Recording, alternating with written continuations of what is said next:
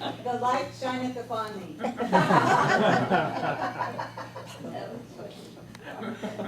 Okay. Good morning. Good morning. And it is my pleasure to welcome this morning the Rev Eileen Brownell, sharing her awesomeness experience entitled Yes. what's that name? Just Keep Peddling. Reverend Eileen.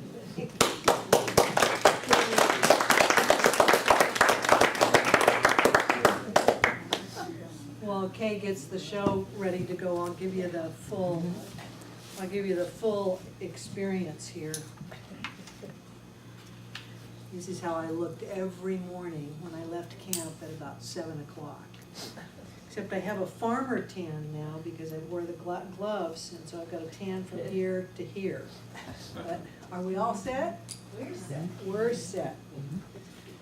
I'll point out too that you notice a number that's here on the side, as well as a number that was on the bicycle, and we even had wristbands that had that number on it. That's how they kept track of us if anything transpired.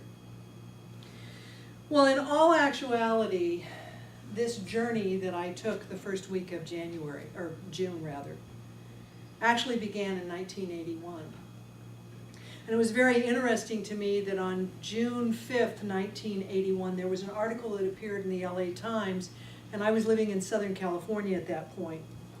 And I happened to be attending a potluck dinner with several other gays and lesbians. And we were all talking about this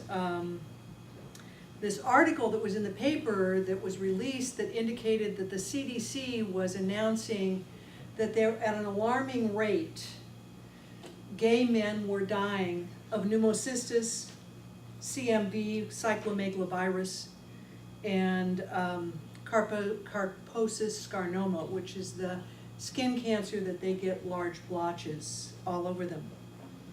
And as we were standing there, we kept wondering what it was, and of course what they ended up calling it was GRID, which was gay-related immune deficiency. And ultimately, it became known as AIDS. And little did I realize that at that point, how profoundly this disease would affect my life. Because along with the journey that I was to ultimately take, I lost my uncle first in 1987, my brother to the disease in 1991, and my cousin to the disease in 1993. Over a period of about 5.5 years. And that did not include 20 plus friends that I knew through my church, through my different organizations that I belonged to, that died between approximately 1985 and 1999. And of course, as a lesbian, I was profoundly affected because people were living in fear at that time. They didn't want to have anything to do with the gay guys that had the disease because they feared that if they touched them, they would in turn get the disease. They didn't realize until the late 80s that it was actually being transmitted by bodily fluids. And so I began to step in and assist with collection of food, taking men to doctor's appointments, assisting however I could, and I discovered that in 1991, I had people that would not shake hands with me or even touch me because they feared that they would get the disease because I was caring for gay men. And I had totally forgotten that point or that factor until I got on the ride. And that memory of being rejected came up. Well, last summer, anyway, I was at a CLMR, as several of us were, and a gentleman by the name of Reverend Dr. David Bruner, who happens to run the San Jose Church, and I just adore David, was riding around the conference grounds on his bicycle, and I overheard him talking to a couple of people about how he had done the AIDS ride for 7 years. And so I went to David and I said, David, let me know, how to donate. I've lost 3 members of my family. I'll be glad to donate to you. And he looked at me and he said, do the ride. And I said, it's on my bucket list, but, I'm getting older and I'm not sure I really want to do it. Do the ride. I don't own a bike. Do the ride. So I went home and I prayed about it. And I prayed, for guidance, was this mine to do? And one of the interesting things that came up was when I was working with my spiritual mentor, and some of you know her, Catherine Dollahite, who was here earlier this year for a program, said to me, is this a good idea or is this a God idea? And so then I went back into prayer and I really began to work that through. And what I began to realize as I prepared my covenant for that journey was that this was really about faith as well as love. And I found this quote from Ernest Holmes that says, love is the greatest of all healing agencies, but love is also forgiveness. And when I found that quote, it was like it just kind of went, boom, this is a God idea. This is why I'm going on this journey. And because I had a lot to heal myself, even though I had lost members of my family and friends, 20, 30 years ago, there was still that issues that would come forward. And most of it, surprisingly enough, the memories of some of this stuff came up while I was sitting on this bicycle. And this, of course, became my prayer chair as I rode over 2,000 miles in 9 months to prepare for the journey. And at one point, I was lamenting to Catherine. I said, I can't believe that I did this because everybody that does the ride is expected to raise $3,000. And I had decided that instead of raising $3,000, I was going to raise 5. Why go for 3? Let's do 5. And so then I was saying in a counseling session with her one day, I said, what kind of an idiot am I? I'm not going to raise $3,000, let alone 5. And Catherine merely said, are you standing in God's way? Do you want to get out of God's way? Are you limiting God? Could have added the 8. 2 days later, in the mail, a woman that I had known since we were small children. We grew up together in the First Christian Church here in Chico. And she and her sister and my brother and I were about 4, there was 4 years between all of us. And we were like a little brat pack, and our families would get together, and I had sent her what I called an invitation. And I said, you're invited, and you open it up to support Eileen Brownell on the AIDS ride. And so she sent me back a check, and it was all folded up, and in her note she said, I didn't know your uncle, and I didn't know your cousin. But I send you this check in honor of Kenny. And that's what my brother was called when we were children. And I opened it up, and here was a check for $2,000. And I sat down and cried. And a couple of days later, a woman who I only know by her first name, that we would cross paths in the park as we would walk in the morning, walk our dogs, came to me and she said, why aren't you why aren't you walking anymore? And I explained to her I was doing the AIDS ride, and she turned around and looked at me and she said, tell me where to send it. I'll give you $1,000. So there was my $3,000. Ultimately, I was able to raise almost or a little bit more than $9,000 because the money is still coming in. The AIDS ride, by the way, of the 2,340 riders and 600 volunteers, raised $15,159 for AIDS.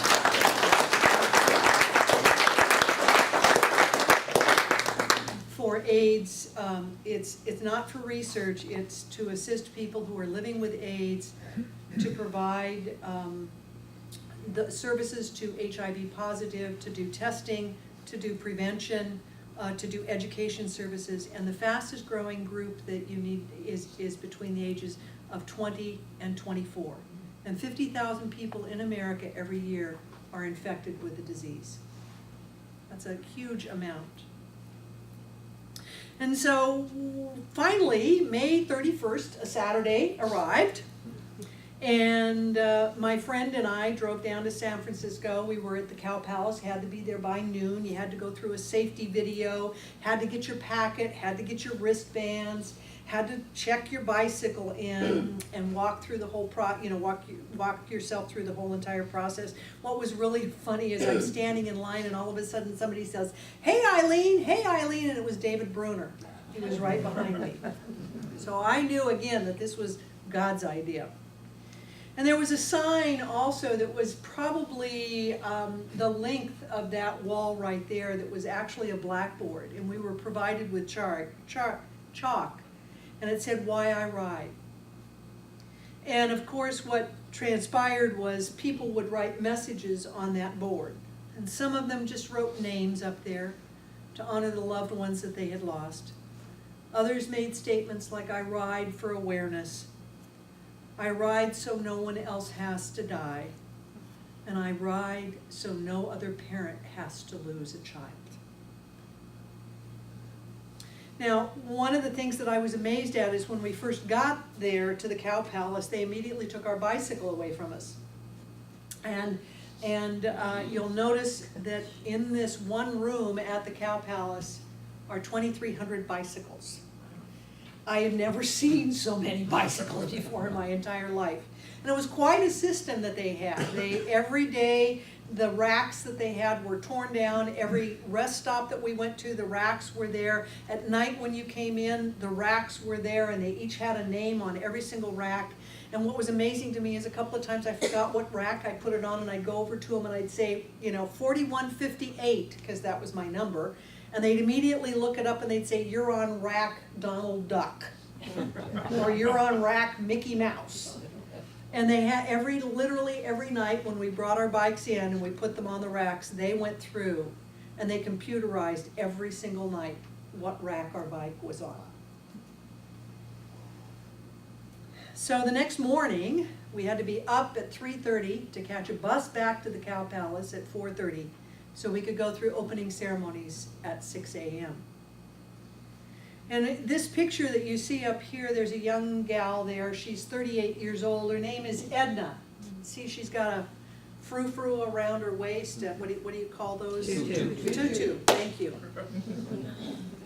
And I had the chance to talk to Edna on the ride, and we really kind of connected. Her middle name was Eileen. And Edna was 39 years old and was HIV positive. And this group of individuals that you see marching in with flags actually were all HIV positive, and they're known as positive peddlers. And they wear a special shirt while they're actually on the ride. Well, one day when we were on the ride, I went to Edna because I said, Edna, that's, what's all this in your tutu with the little red ribbons? And each red ribbon, when you got close, you could see had silver glitter writing on it. And it was the name of a friend that she had lost in her 13 years of being HIV positive. And so every day that she rode with her tutu on. She rode in honor of those people. And if you get close to my bike, you'll see my brother, my uncle, and my cousin's name on my bike also. And when I would get discouraged, all I would do is look down and I'd look at their names because I was doing this for them.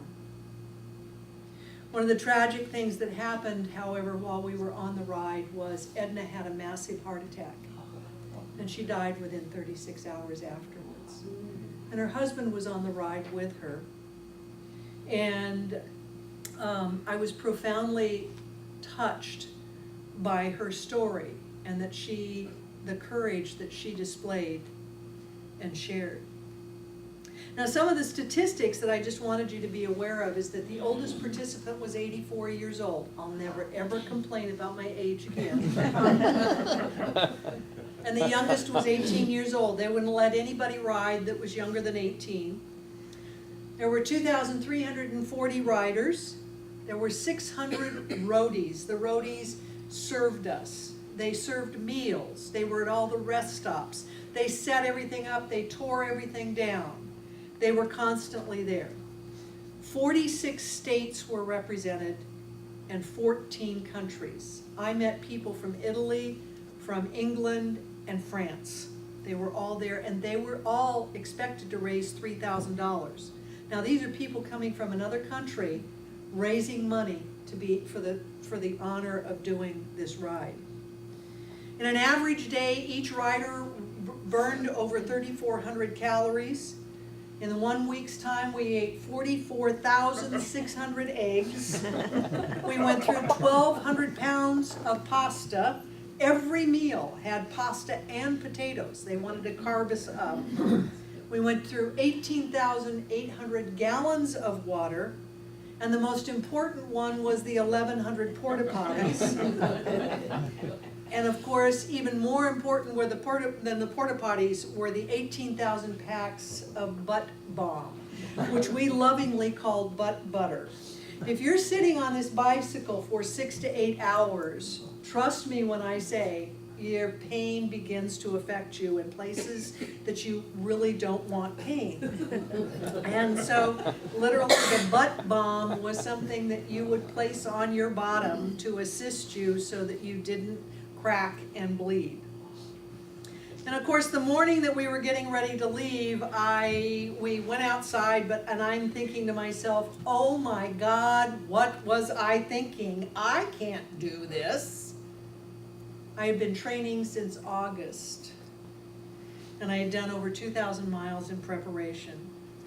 And of course, what was coming up was my fear. And fear even came up over the 9 months that I was doing it. And as I was preparing for today's lesson, I found the quote from Edwina Gaines. When you move outside your comfort zone, it is highly likely that you're going to feel fear. After all, fear is the invisible barbed wire fence that keeps us safely and securely within our comfort zones. But if you're going to live the life that God brought you here to live, you're going to have to learn to work through that fear, because God has extraordinary plans for you. God wants you to walk on water, but before you can walk on water, you have to get out of your boat, your too comfortable and your familiar little boat. And that really struck me, because what I realized is that as the fears would come up, is really what was happening is I was allowing myself to be separate from God. And I had to come back to God as my source to release the fears that were transpiring. So here we go. There we all are, lined up. This is about 6:30, 6:45 in the morning. And as we came out of the Cow Palace, immediately we hit a hill. We had to go up a hill, and all lined for about the first mile were people along the way cheering us on. And what I came to realize is that there is nothing as great. I will never, ever underestimate the power of encouragement that I received for the full 7 days. Ralph Waldo Emerson says our chief want is someone who will inspire us to be what we know we could be. And I kind of paraphrase that, what we know or what we don't realize we can be. I didn't realize what I could do. And every town that we went through, people turned out.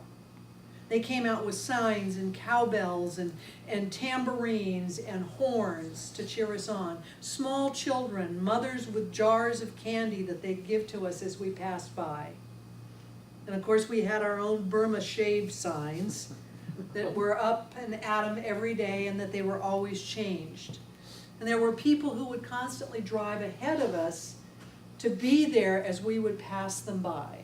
Sometimes they were in crazy dresses, sometimes they were in costumes, sometimes they just held signs that said, keep going. And I asked a couple of them why they did this. One woman had done the ride, and she said, I realize how important this encouragement really is. And the one that I really loved was the guy that was dressed like a Viagra pill. And it just simply said, you are my Viagra. And as we'd pass by, he'd go, keep it up.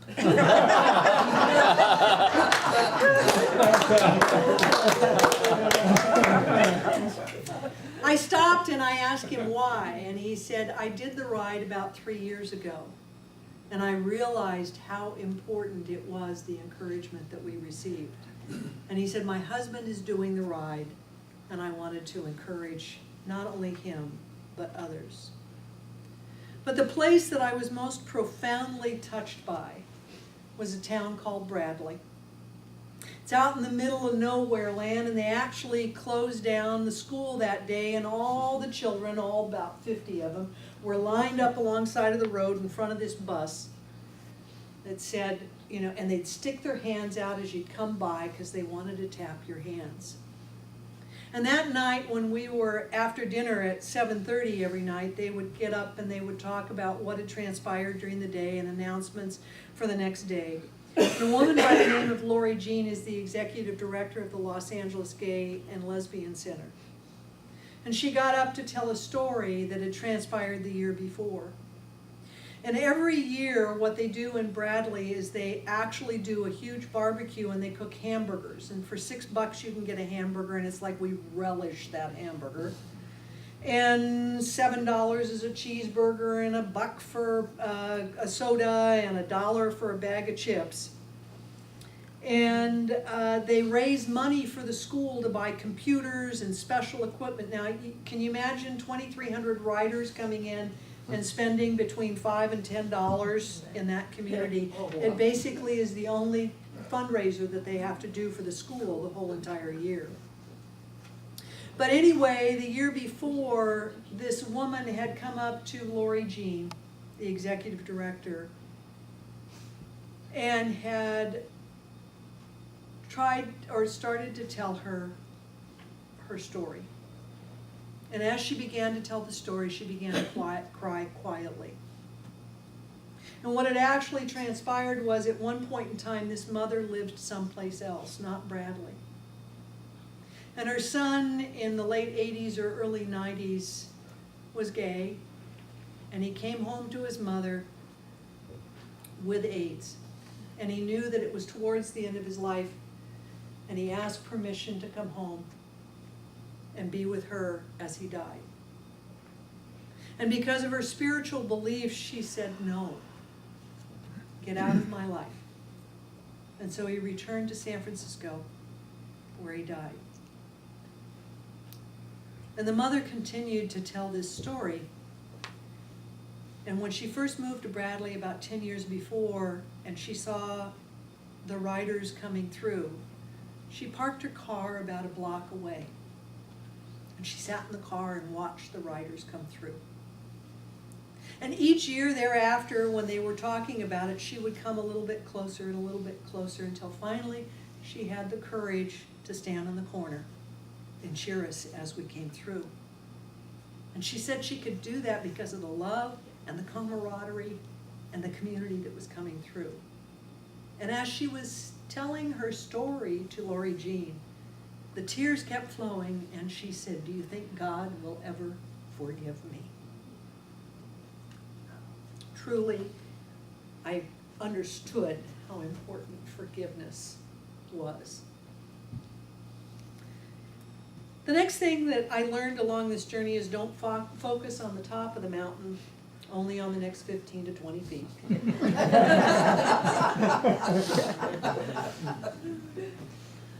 If you keep your eye on the top of the mountain, on the ultimate goal, you're likely not to make it.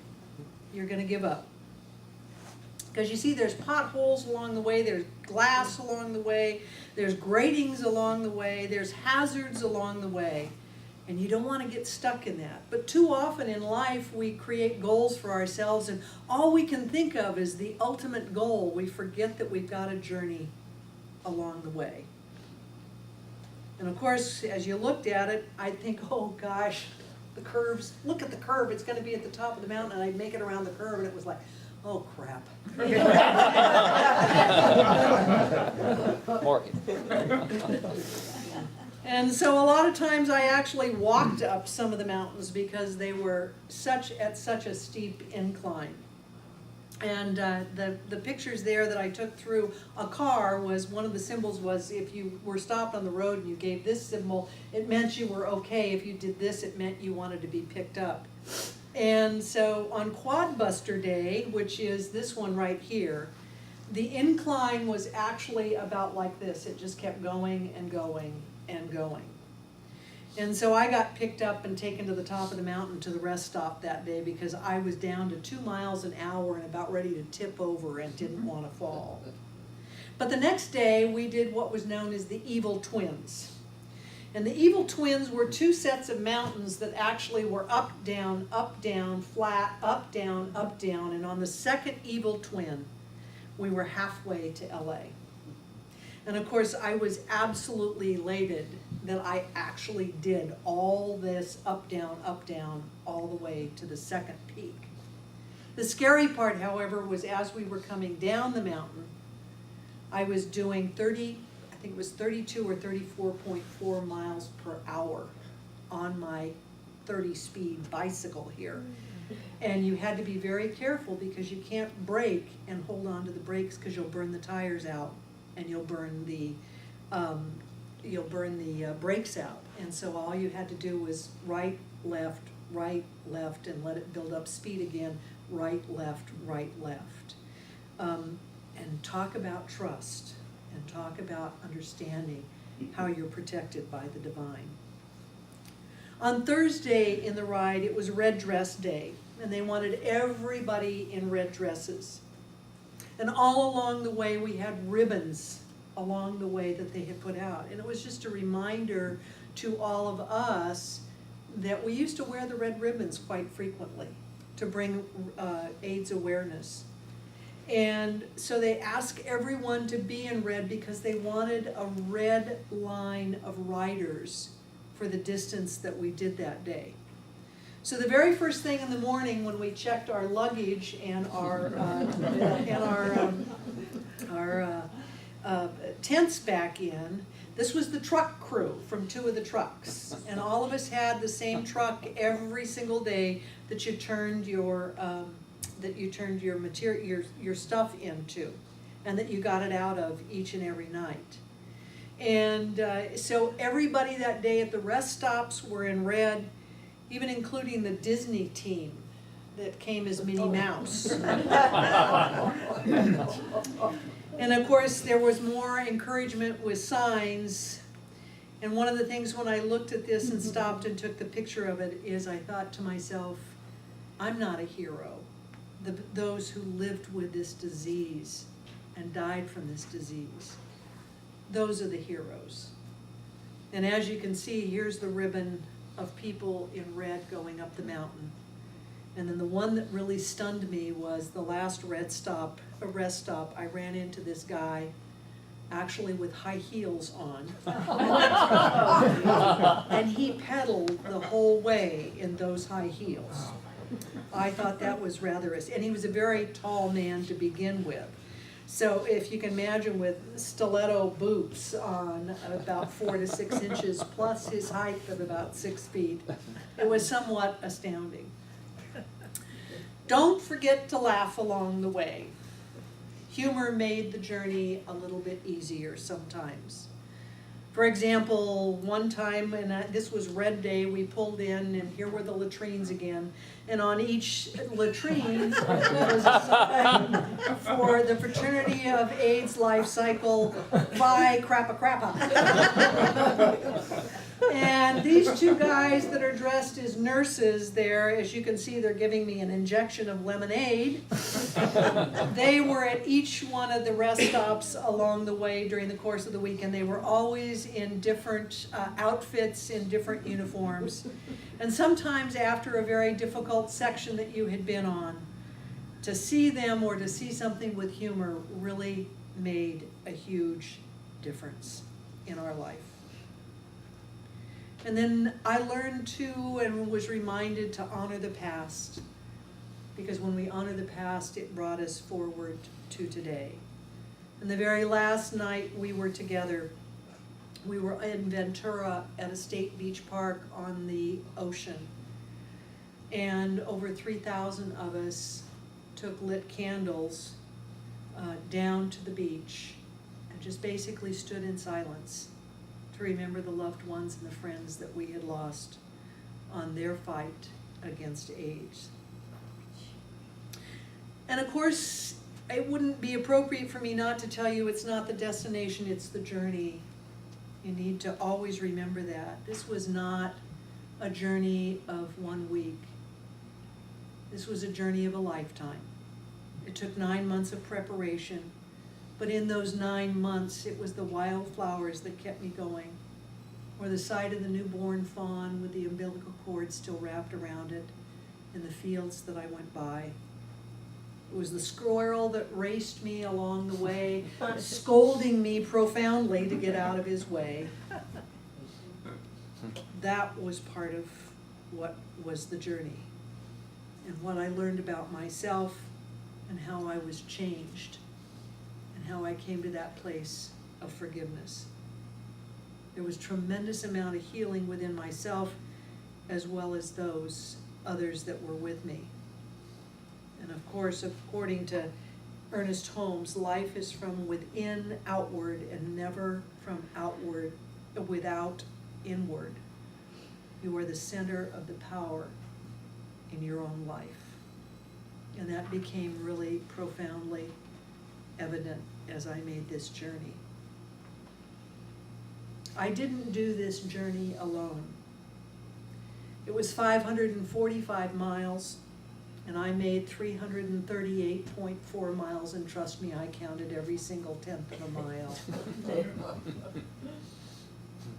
I didn't do the journey alone, however. I carried the names of over 65 people that donated to me, that prayed for me on my bicycle. They were there with me every single day. There were 20 people that I had, over 20 plus people that I had asked to pray for me during the week. I took a bad spill the very first day. My knee got infected. I lost my wallet. I lost my phone. But they all came back. This wasn't just a journey of love. This was a journey of connecting and a journey of faith.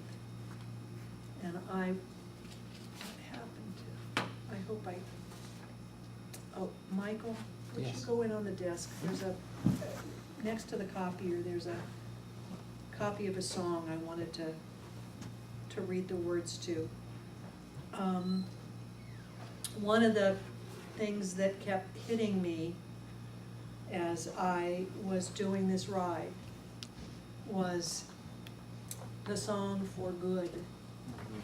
And I don't know how many of you have seen The Wizard, thank you, or Wicked rather. But as I would ride this, and sometimes when I would get back to camp at night and set up, I would listen to this song.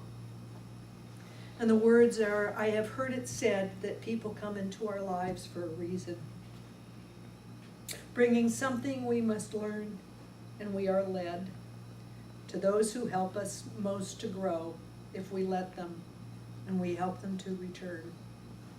Well, I don't know if I believe that's true, but I know I am who I am today because I knew you. It well may be that we will never meet again in this lifetime. So let me say before we part, so much of me is made of what I learned from you. You'll be with me like a handprint on my heart. And now, whatever way our stories end, I know that you have rewritten mine by being my friend. Who can say if I've been changed for the better? I do believe I have been changed for the better because I knew you, because I knew you, because I knew you, I have been changed.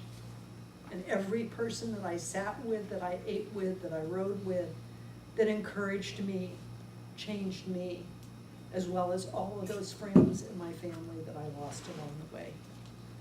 This is the truth in my life, and this is the truth in yours, and so it is.